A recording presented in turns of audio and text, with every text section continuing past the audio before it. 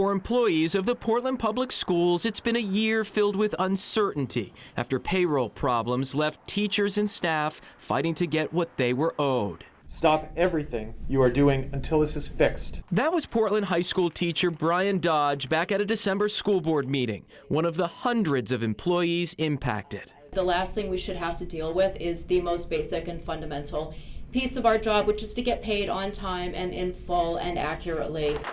Now, 2 months after that meeting, school employees seem to be getting paid on time. But the I-Team has learned the payroll system has yet to be fully fixed. So while we aren't at 100% yet in terms of fixing all of the problems that we encountered, we've made really, really great progress and anticipate being able to get to that 100% as soon as possible.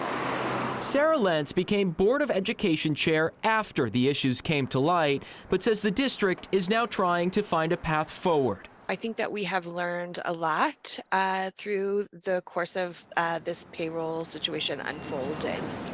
But how did the state's largest school district get to this point in the first place? To find out, the I-Team obtained hundreds of internal emails between now former Superintendent Javier Botana and his staff through a public records request, which revealed concerns began at the beginning of the school year. In one email from September, the district's financial controller laid out more than a dozen ongoing payroll issues, including a system she claims was set up incorrectly, calling it a complete recipe for disaster and failure, and that they'd be fortunate if the district could run payroll beyond 3 months. It was a warning that became all too real only 1 month later.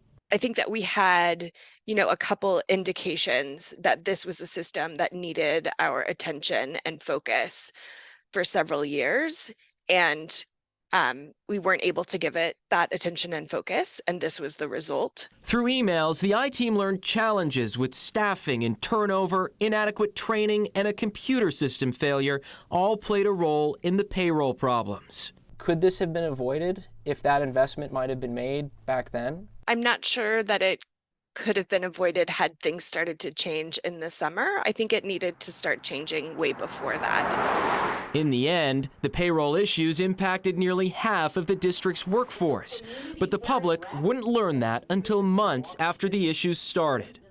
Despite multiple requests from the media for more information as well as interviews, emails show there was a consistent pattern of denying those requests from the top down.